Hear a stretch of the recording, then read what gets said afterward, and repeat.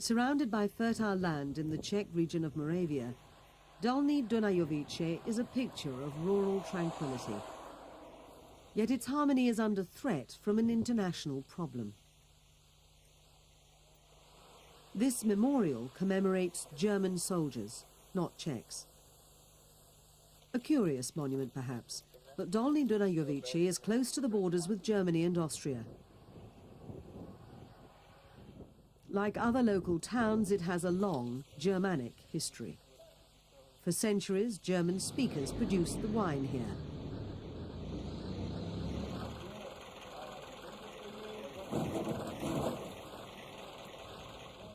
Now it's Czechs, because the Germans were expelled. And after more than 50 years, some have returned for a meeting. These people are known as Sudeten Germans, from an area outside Germany. They now live over the border in Austria, having been forced to leave Czechoslovakia after the Second World War.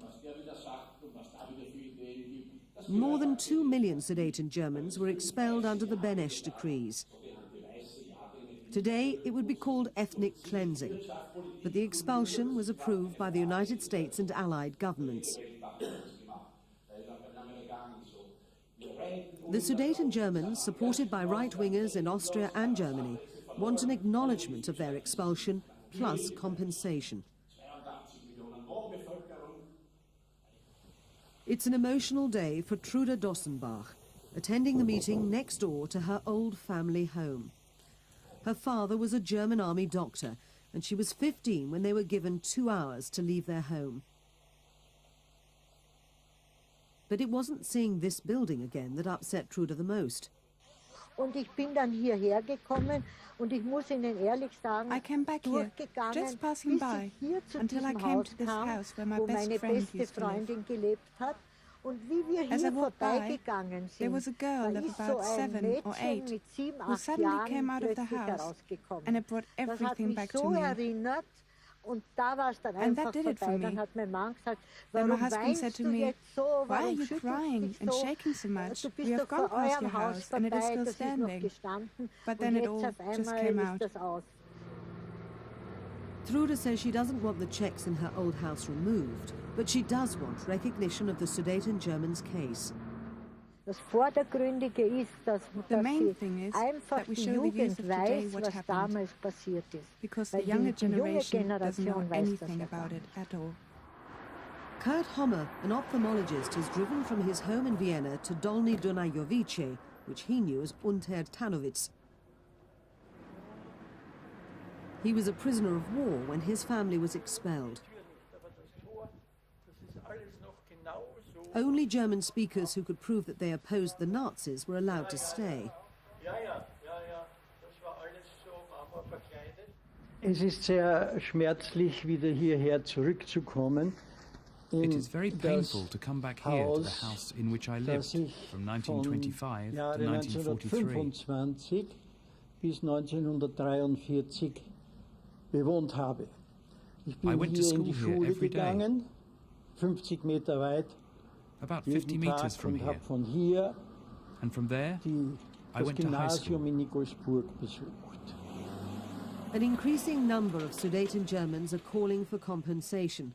Although Hommer isn't one of them, the Czech owner of his old house is concerned. Look, this is a really big problem. We've rebuilt the house completely, put on a new roof. What should I give back? And to whom? We've already paid the state. My father was paying money to the government on this house until 1960. So if it comes to compensation, let the state pay. I have nothing else to say.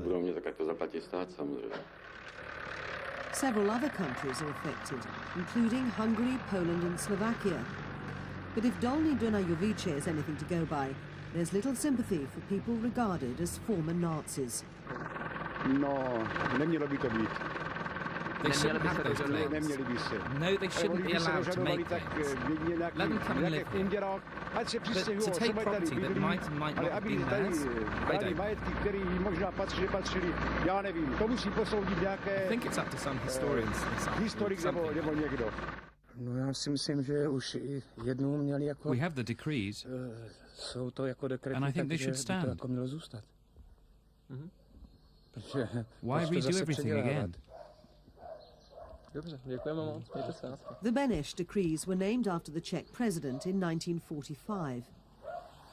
In recent elections in Germany, Conservative candidate Edmund Stoiber demanded the decrees be overturned, a sentiment supported by Austria's right-wing Freedom Party. But the issue hasn't been strong enough to hinder the Czechs' application to join the European Union. Brussels recently agreed with Prague that the Beneš decrees were legal and enforceable. So the Prague government is not interested in the Sudeten claims, especially given the number of Czechs killed during the Nazi occupation.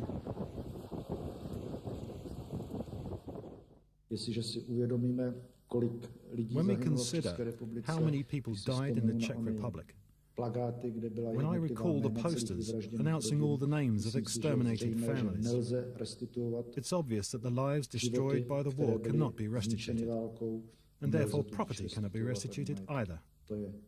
This is a stance we're not going to change. The topic has recently caused tensions with the Czech Republic's neighbours, particularly Germany. German Chancellor Gerhard Schröder, seen here visiting Moscow, recently cancelled a state visit to Prague. The Chancellor, facing the election at home, publicly snubbed Prime Minister Spindler. But the Czech leader says relations are still good. Our relations with Germany are at their best for hundreds of years. We've never had such good relations. It's quite obvious that no relations with any country are ever ideal or without problems. But essentially, we now have the best relations between the Czech Republic and the German Republic in history. This is the centre of Prague's Jewish community. Sudeten Germans aren't popular in this precinct. Jews lived here for centuries, and they made a huge contribution to the Czech way of life. Then Hitler arrived to liberate the Sudeten Germans. Many of Thomas Jelinek's relatives were murdered by the Nazis. He says Sudeten Germans were generally happy to cooperate with the occupying forces. There is a quite visible and transparent attempt from certain groups of Sudeten Germans to become the last victims of the Second World War.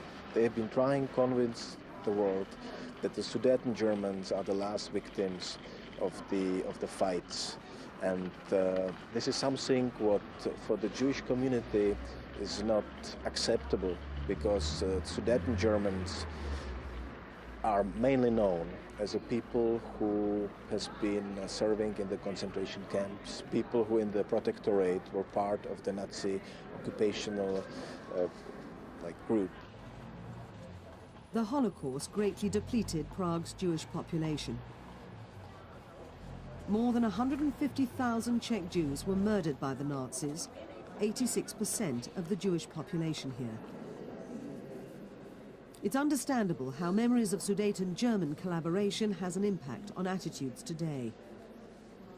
Survivors and their descendants strongly oppose any form of compensation.